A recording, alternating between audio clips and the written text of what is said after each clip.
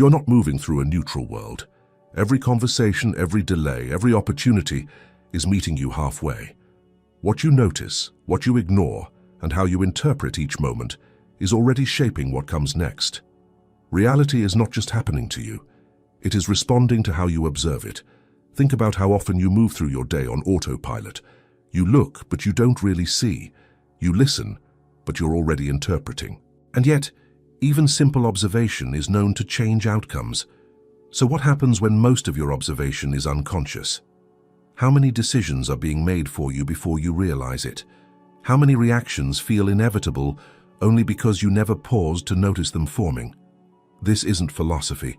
It's about something measurable, the difference between reacting and observing, between repeating the past and opening space for something new. You believe you are seeing the world directly, as if reality arrives to you raw, unfiltered, exactly as it is. But that has never been true. Between what happens and what you experience, there is a silent layer working all the time. A layer you didn't choose consciously, but learned slowly. This layer decides what you notice, what you ignore, what feels threatening and what feels familiar. It decides what feels possible and what feels off limits. This is the hidden filter between you and reality. From the moment you wake up, this filter is already active.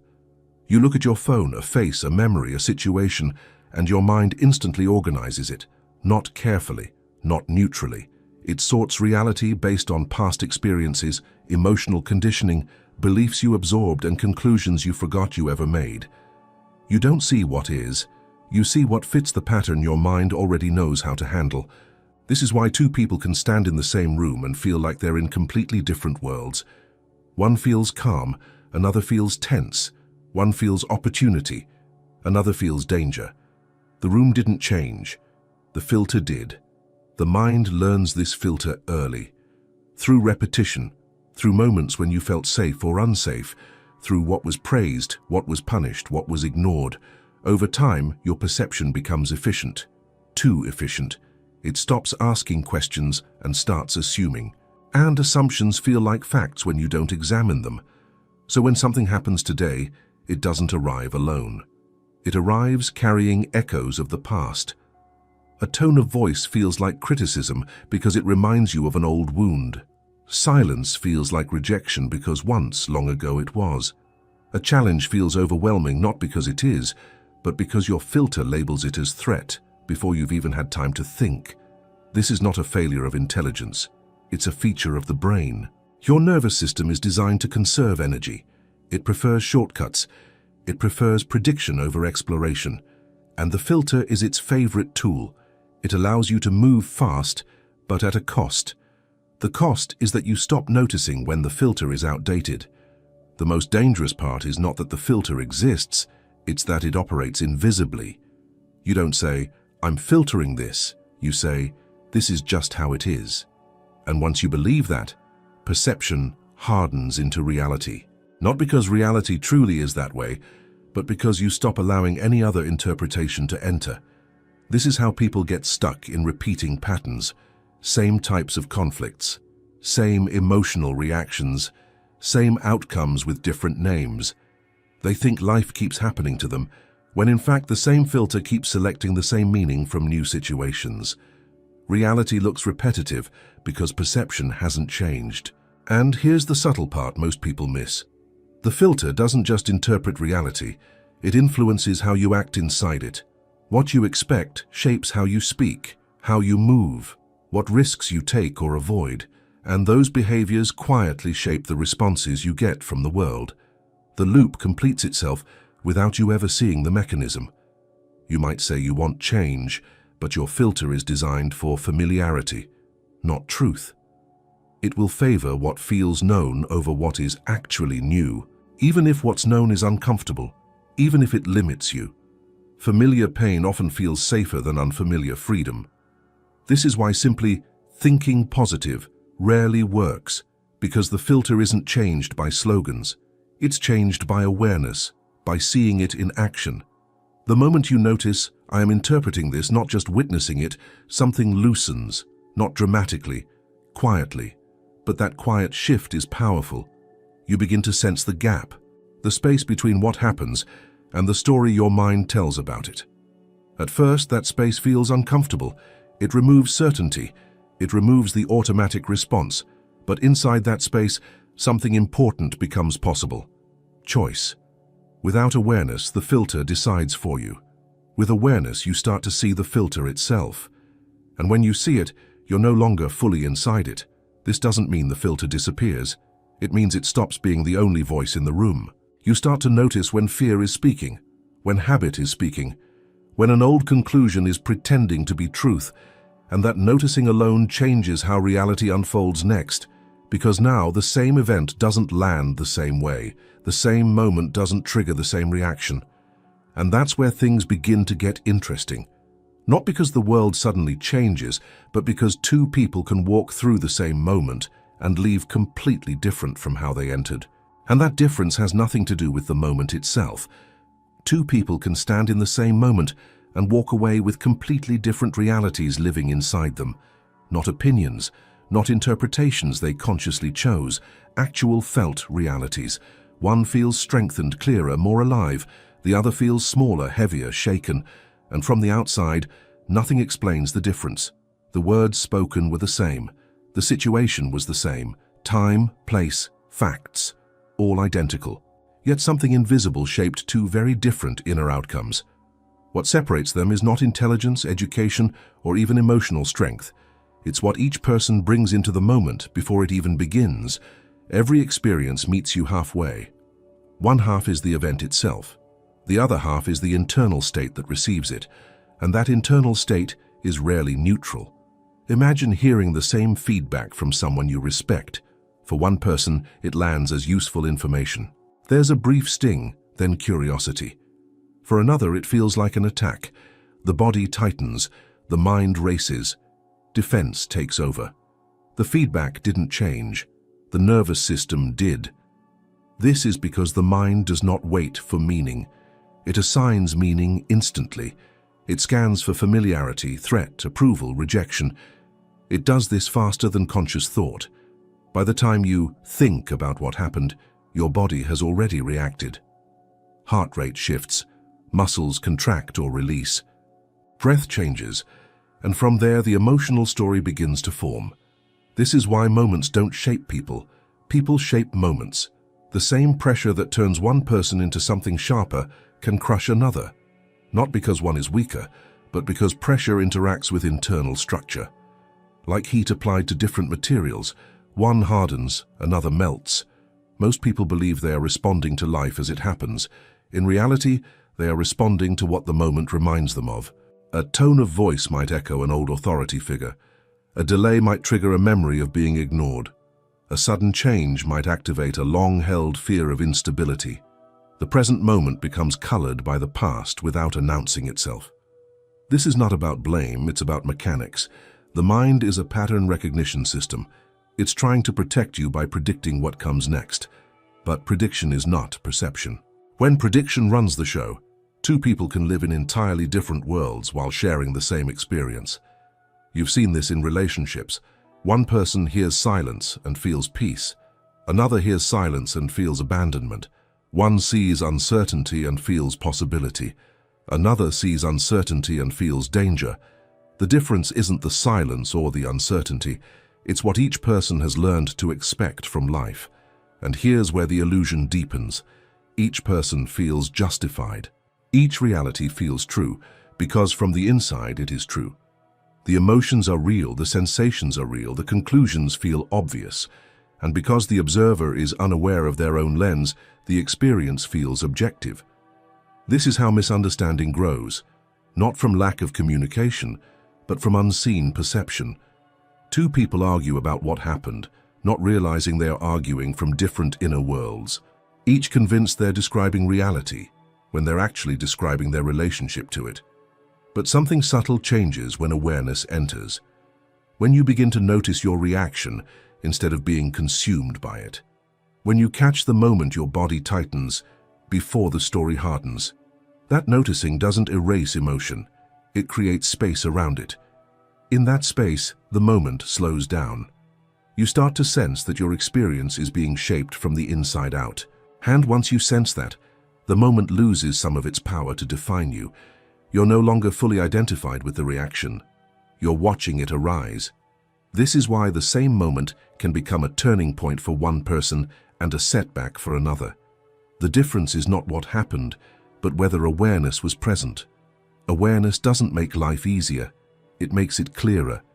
And clarity changes what the moment can do to you. Without awareness, experiences stack on top of each other, reinforcing old conclusions. With awareness, even difficult moments begin to loosen their grip. They stop solidifying into identity. They stop becoming proof of old beliefs. And when you see this clearly, another question starts to surface. If your experience of the same moment can change so dramatically based on how you perceive it, what happens when perception itself becomes habitual and unconscious? What patterns begin to repeat, not because life insists on them, but because the observer never changed? There is a quiet mistake most people keep making, and because it's quiet, it rarely gets questioned. It doesn't announce itself as an error. It feels normal, reasonable, even responsible. The mistake is believing that what keeps repeating in life is caused by circumstances, when in reality, it's sustained by the way those circumstances are observed. People say, "I keep ending up in the same situation," or "This always happens to me," as if life were looping on its own. But repetition is not random. Reality doesn't repeat itself out of laziness. It repeats because something in the observer stays the same. The mistake isn't the event. It's the meaning assigned to the event over and over again without being seen. When meaning becomes automatic, perception stops updating. And when perception doesn't update, behavior follows the same invisible script. Think about how quickly the mind concludes, "Here we go again."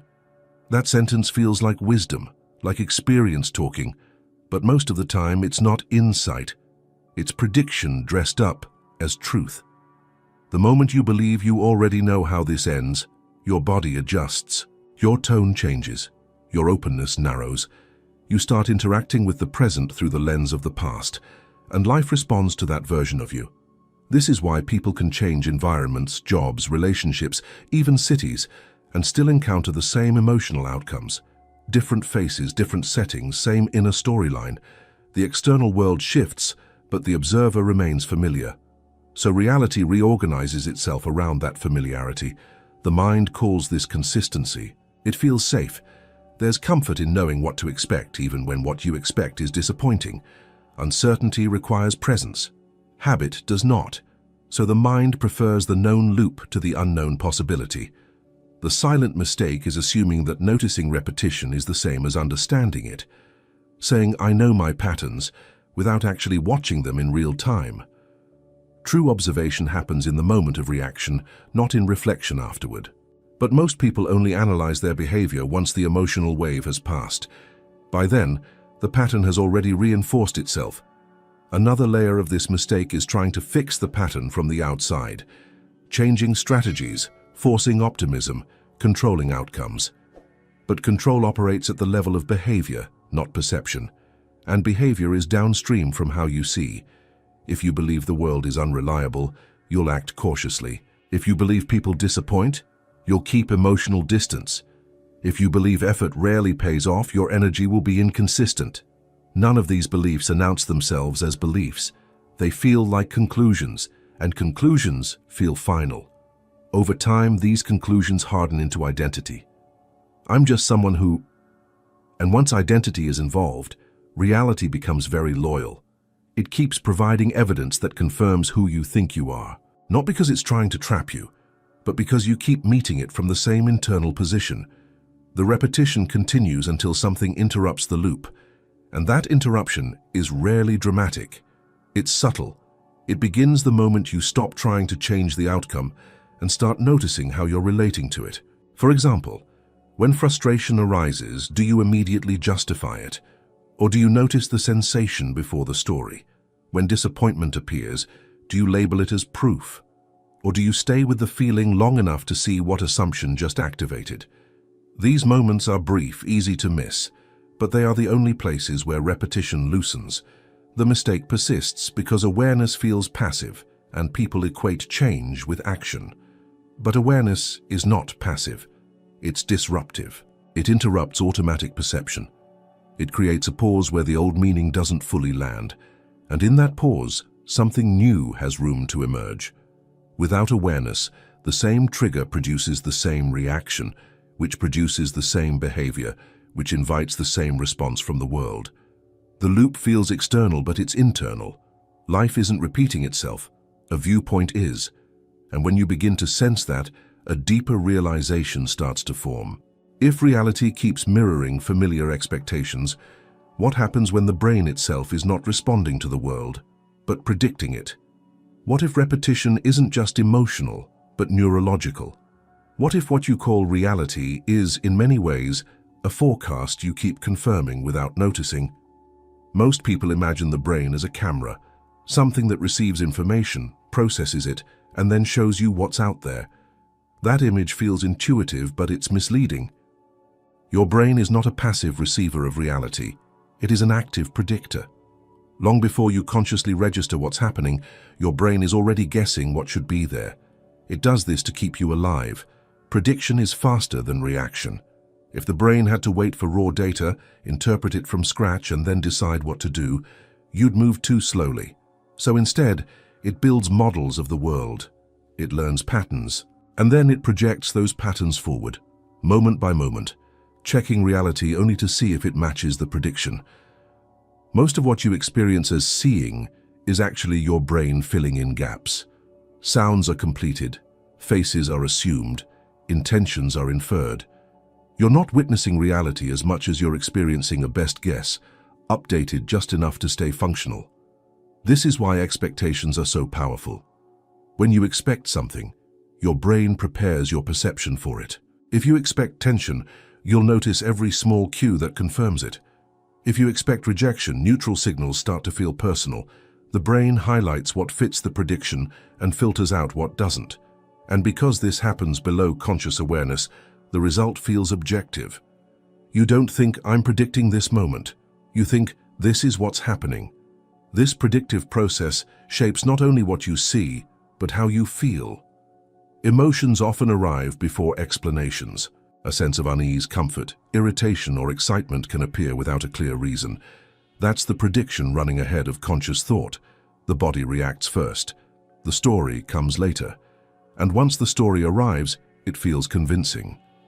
The mind is very good at explaining sensations after the fact. It builds narratives that justify what you're already feeling. This is why changing your mind through logic alone is so difficult. Logic enters the process too late. The brain also dislikes surprise. When something doesn't match its prediction, it experiences tension. That tension can lead to curiosity, but more often it leads to dismissal. The mind says, that's an exception, or that doesn't count, or I knew this would happen anyway. Anything to protect the model. This is how beliefs survive despite contradictory evidence. The brain edits reality to preserve coherence, and coherence feels like truth. Over time, these predictions become deeply ingrained. They shape how you walk into a room, how you listen to someone speak, how you interpret silence. You don't just predict events, you predict yourself, how you'll feel, how capable you are, how much effort is worth giving.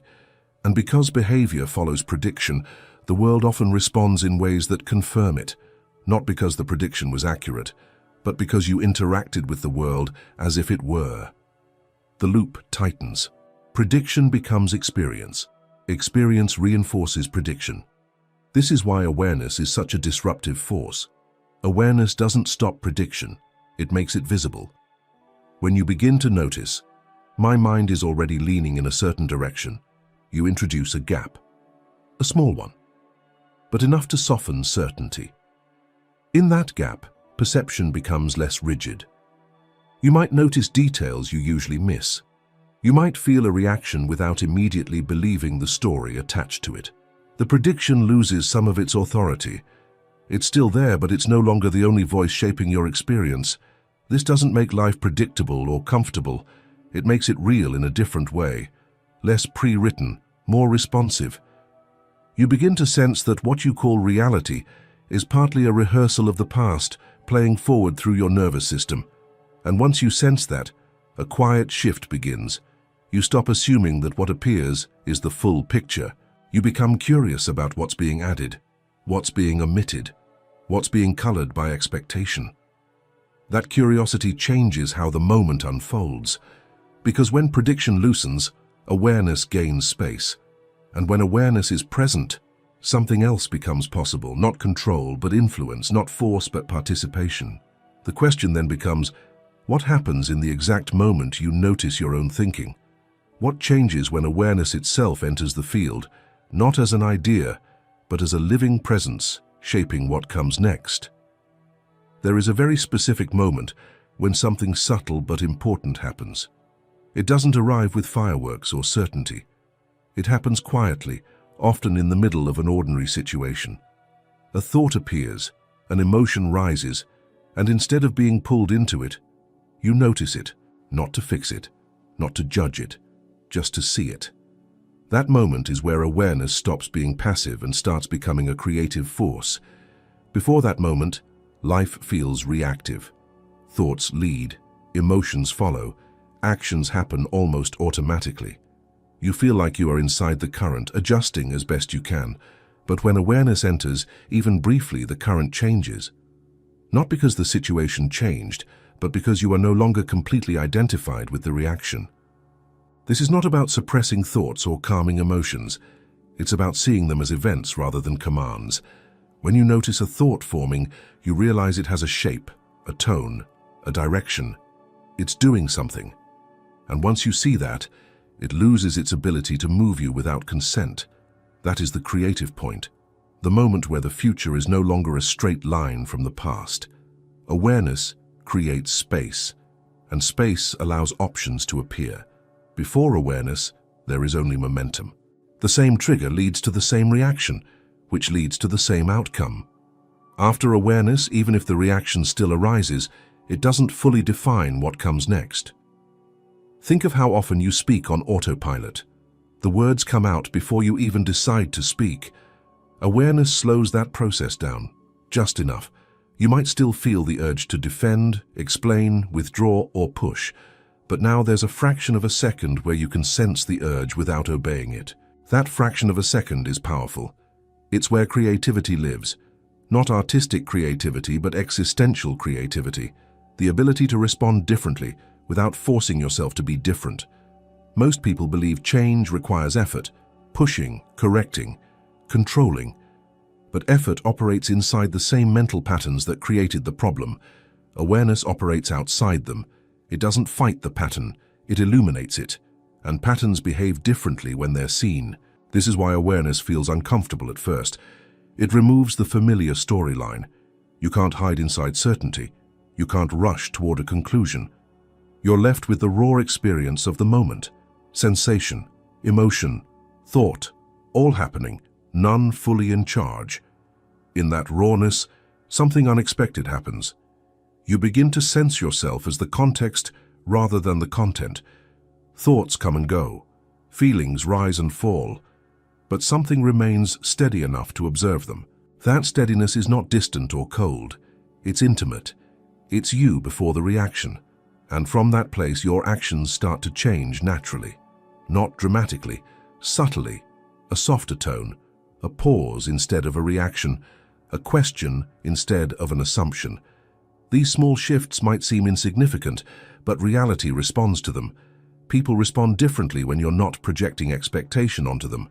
Situations unfold differently when you're not bracing for an outcome. Opportunities appear not because you attracted them, but because you were present enough to notice them. This is how awareness becomes creative. It doesn't manufacture outcomes. It opens the field of possibilities that was previously narrowed by habit. It allows reality to meet you somewhere new. Importantly, awareness does not guarantee comfort. Sometimes it reveals tension you've been avoiding. Sometimes it shows you how often you resist what is. But even that seeing is creative. It prevents unconscious repetition. It interrupts the automatic future. The more often awareness appears, the less rigid your experience becomes. Life feels less scripted, less predictable. Not because things are chaotic, but because you're no longer projecting the same expectations forward. And as this continues, a new temptation often arises: the desire to use awareness to control reality, to manage outcomes, to bend situations in your favor. It feels logical.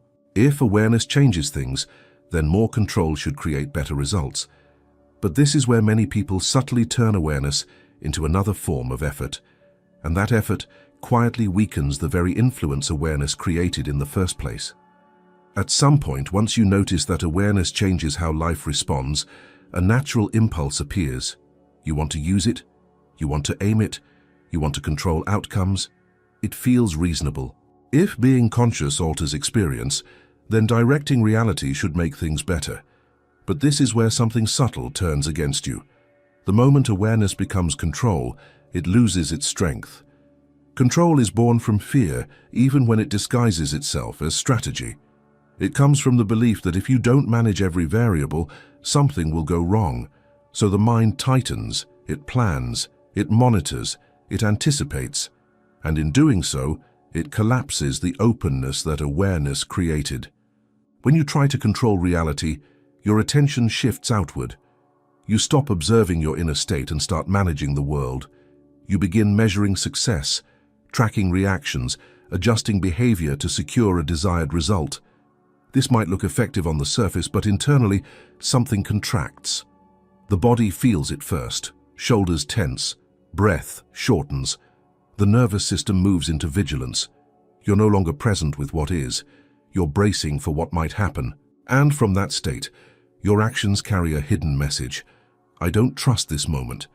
Reality responds to that message. People sense it. Situations reflect it. Conversations become strained. Outcomes feel forced. Even when things work, they feel fragile, like they require constant maintenance. Control demands energy and it never rests. The paradox is that control reduces influence. When you're trying to steer everything, you lose sensitivity. You stop noticing subtle cues. You miss timing. You override intuition. The very awareness that allowed you to respond intelligently becomes hijacked by agenda. This is especially visible in relationships. The more you try to manage how someone sees you, the less authentic the connection feels. The more you try to guide their reactions, the more resistance appears, not because they're difficult, but because control blocks reciprocity. The same is true internally. When you try to control your thoughts and emotions, they push back. You suppress one reaction and another appears. You label feelings as wrong and they intensify. Control creates internal friction. Awareness dissolves it. There's also a deeper illusion at play. Control assumes that reality is something outside of you that must be handled. But the moment you step into awareness, you already moved the point of influence inward. Trying to control from the outside pulls you back into the old model. Control is effortful.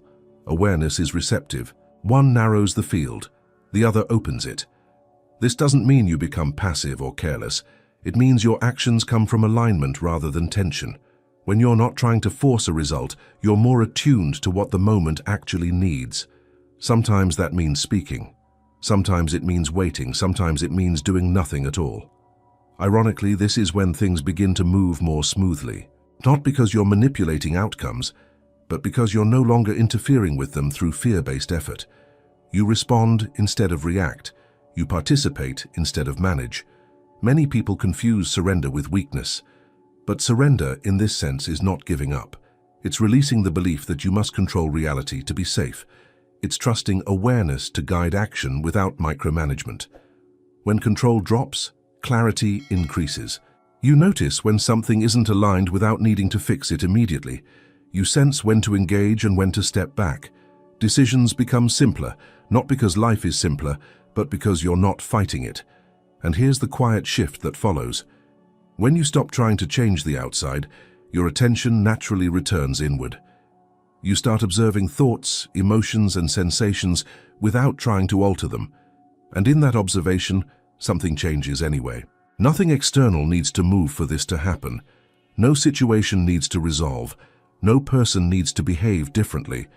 The shift occurs in how you relate to what's already here, and that subtle adjustment, invisible to most, begins to change everything, without appearing to change anything at all.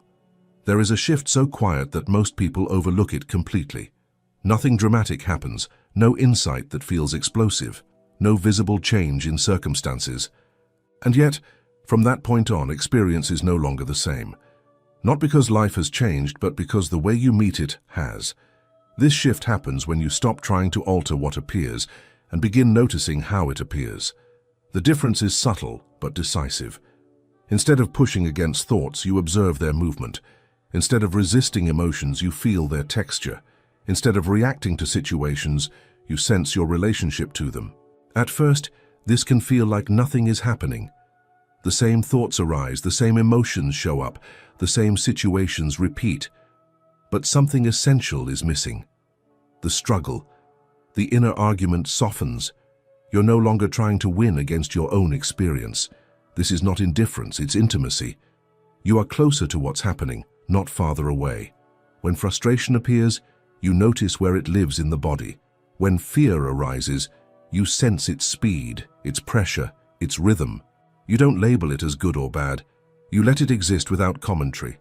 And because you're not feeding it with resistance or justification, it begins to move differently. Emotions complete their cycle. Thoughts lose urgency. Sensations shift on their own. Not because you made them, but because you stopped interfering. This is the shift that changes everything without changing anything. Externally, life looks the same. Internally, the center of gravity has moved. You're no longer living inside every thought. You're not swallowed by every emotion. You're present with them, but not confined by them. From this place, decisions feel different, not forced, not rushed. You sense when action is needed and when it's not. You don't have to convince yourself. The body gives clear signals, tension when something is off, ease when something aligns. This clarity doesn't come from analysis. It comes from contact. Direct contact with experience as it is, not as you think it should be. The mind relaxes when it realizes it doesn't have to control everything, and when the mind relaxes, perception sharpens. One of the most surprising effects of this shift is how others respond to you. Without trying to change how you're seen, interactions become smoother. People feel less pressure. Conversations flow more naturally. This isn't because you're doing something new. It's because you're no longer projecting tension into the space. Reality mirrors this openness. Opportunities appear not as miracles, but as things you would have missed before. You hear what's actually being said. You notice timing. You sense when to step forward and when to stay still. This shift also changes how you relate to discomfort. Instead of seeing it as a problem to solve, you treat it as information. Discomfort becomes a signal rather than an enemy. And when you stop fighting it, it stops dominating your attention. There's a quiet confidence that emerges here. Not the kind that needs validation, but the kind that comes from being grounded in experience. You trust yourself more, not because you have answers, but because you can stay present with uncertainty. This is why nothing external needs to change. When the relationship changes, the experience changes. The same situation that once felt heavy now feels workable. The same challenge that once felt overwhelming now feels precise. And as this way of meeting life stabilizes, another realization begins to surface. If this shift doesn't require changing thoughts or emotions, then who is actually observing them? If you are not the content of your experience but the space in which it appears, then the idea of the observer itself may not be what you thought it was. At some point, a quiet realization begins to form, and it can feel unsettling at first. You notice thoughts, you notice emotions, you notice reactions rising and falling, and then a simple question appears on its own. If these things are being noticed, what is doing the noticing? Most people assume the answer without examining it. They believe the observer is the mind, the voice in the head, the one commenting, judging, deciding. But when you slow down enough to look, something doesn't add up. The voice itself is being heard. The thoughts are being seen, so they can't be the observer. This is the plot twist most people never encounter. You are not your thoughts observing the world. You are the awareness in which thoughts appear while the world responds. At first, this can feel abstract, but the experience is very concrete. A thought arises. I'm not doing enough. You notice it. A feeling of tension follows. You notice that too. If you were the thought, you wouldn't be able to see it. If you were the emotion, you wouldn't be able to feel it come and go. Observation implies separation. This doesn't mean there's a separate entity watching from a distance. Awareness is not a thing you possess. It's the space in which experience happens. So close you've mistaken it for content your entire life. Because awareness doesn't speak, it's been overshadowed by the mind. Thoughts are loud, emotions are persuasive. Awareness is quiet. It doesn't argue, it doesn't explain, it simply allows. When you first notice this, identity starts to loosen, not in a dramatic way, but in a gentle, disorienting way.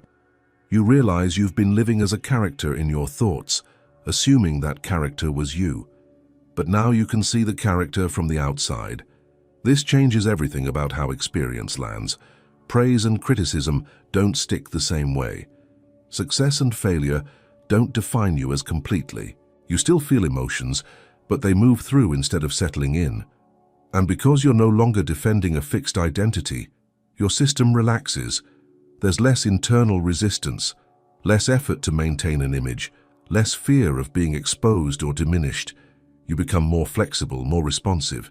The mind doesn't like this at first. It tries to reassert itself. It says, this is confusing, or this isn't practical, or what does this even mean for my life? These thoughts too are noticed, and in being noticed, they lose their authority. Awareness doesn't replace the mind, it contextualizes it. Thoughts become tools instead of masters.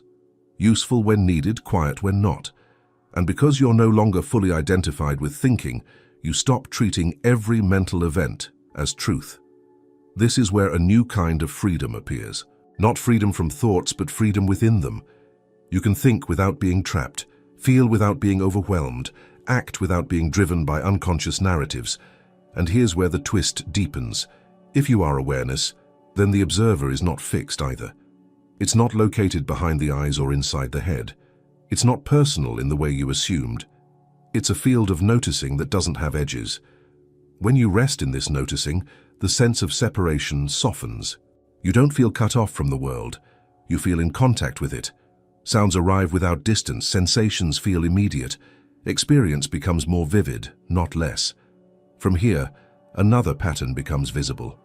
When awareness is absent, the mind quietly builds limits. Beliefs about what's possible. Stories about who you are. Boundaries you never agreed to consciously. And these limits don't feel like limits. They feel like life. Once you glimpse awareness as what you are, those invisible boundaries start to stand out. Not to be destroyed, but to be seen. And seeing them changes how much power they actually have. When observation happens without awareness, it doesn't feel like observation at all. It feels like reality. Thoughts appear and are immediately believed. Reactions arise and are immediately justified. Conclusions form and settle quietly into the background. Over time, these unnoticed movements of the mind begin to shape invisible limits around what you believe is possible. These limits are not imposed by the world. They are created by repeated, unconscious observation. The way you habitually notice things becomes the way life seems to be. For example, a thought appears, "This is too late for me." If it goes unnoticed, it becomes a fact. The body responds with heaviness. Motivation drops. Options disappear from view. Not because they aren't there, but because the observer has already decided what can and cannot happen. Unconscious observation is efficient. It labels quickly. It simplifies experience. It reduces uncertainty. But in doing so, it trades openness for familiarity. The same interpretations get reused. The same emotional responses get reinforced. And gradually, the world feels smaller. What makes these limits invisible is that they don't announce themselves as beliefs. They feel like realism. I'm just being practical. I know how things work. This is just how people are. Each statement sounds grounded, reasonable, but underneath, they are perceptual boundaries formed by habit, not by truth. Because these limits live in perception, they shape behavior before conscious choice enters. You don't decide to avoid something. You simply don't feel drawn to it. You don't consciously give up. You just don't see the point. The observer quietly narrows the field, and life responds accordingly. This is how people live inside invisible boxes without ever feeling confined. The box feels like the world. And because the observer is unconscious, the box is never questioned. The body often reveals these limits before the mind does. A tightening when considering a new possibility, a wave of fatigue when imagining change, a subtle anxiety when stepping outside familiar roles. These sensations are not warnings. They are signals of perceptual boundaries being approached. When these sensations are misinterpreted as danger, the limit becomes reinforced. You retreat. The nervous system relaxes. The mind concludes it made the right choice. The boundary becomes more solid. Unconscious observation also affects how you relate to others. You begin to see people through fixed categories. This person is difficult. That one is unreliable. This situation never works out. Once labeled, perception stops updating. You stop noticing new information that doesn't fit the frame. And because awareness isn't present, these labels feel permanent. They don't feel like interpretations. They feel like insight. The most powerful aspect of unconscious observation is that it creates self-fulfilling limits. When you believe something is unlikely, you approach it differently. Your energy shifts, your timing changes, your attention narrows. And the outcome often confirms the belief, not because the belief was accurate, but because it shaped the interaction. Breaking these limits doesn't require fighting beliefs or forcing optimism. It requires making observation conscious, seeing the moment a conclusion forms, noticing the bodily response that follows, staying present long enough to recognize that what feels like reality is actually a pattern of perception. The moment you see a limit forming, it loses its invisibility. It doesn't disappear immediately, but it becomes negotiable. You no longer confuse the boundary with the world itself. This is where choice begins to re-enter. Not dramatic choice, but subtle choice. The choice to pause, to stay curious, to let experience unfold without immediately closing it down. As awareness grows, the observer becomes less rigid. Perception softens. The world begins to feel less predefined. Not because everything becomes possible, but because fewer things are ruled out automatically. And with that softening, a practical question emerges. If unconscious observation quietly shapes limits, what happens when observation becomes a daily, intentional practice? Not a belief, not an idea, but a way of meeting each moment before reacting to it. Awareness only becomes transformative when it leaves the level of belief and enters daily life. As long as it stays conceptual, it changes very little. You can understand it, agree with it, even talk about it, and still move through your day in the same automatic way. Real awareness is not something you adopt. It's something you practice in the moments where it matters most. Practice doesn't mean adding more effort. It means noticing what is already happening. Before you respond, before you explain yourself, before you decide what something means. These small pauses are where awareness lives. Most of life happens in transitions, between hearing and answering, between feeling and acting, between thinking and believing the thought. Awareness shows up in these spaces, not perfectly, not all the time, but enough to change the direction of the moment. This kind of awareness is physical. You feel it in the body before you name it in the mind. A tightening in the chest, a shallow breath, a rush of heat. These sensations are early signals that perception is about to narrow. Noticing them is not self-control. It's self-contact. When awareness becomes a daily practice, reactions slow down naturally. Not because you suppress them, but because you see them forming. And what you see clearly doesn't have the same power to pull you unconsciously. You begin to notice how often you rush to conclusions, how quickly you label moments as good or bad, how often you speak to fill space rather than to express something real. None of this requires correction. Seeing is enough. Over time, this seeing builds trust, not trust in outcomes, but trust in your ability to meet experience without losing yourself. You don't need to rehearse every possibility. You don't need to be prepared for everything. You can stay present and respond. This shifts how you make decisions. Instead of choosing from fear or habit, you sense what aligns. Alignment doesn't feel dramatic. It feels clear. There's less internal debate, less justification. The body feels settled, even if the choice is challenging. Awareness as practice also changes how you relate to others. You listen more fully, not because you're trying to be attentive, but because you're less occupied with your internal commentary. You notice when defensiveness arises, and you don't have to act on it. Conversations become less about control and more about contact. This doesn't make you passive, it makes you precise. You speak when something is true, not when something is triggered. You set boundaries without needing to harden. You say no without guilt, and yes without overexertion. Importantly, daily awareness includes noticing when you're not aware, when you get lost in thought, when you react, when you forget to pause. This is not failure, it's part of the practice.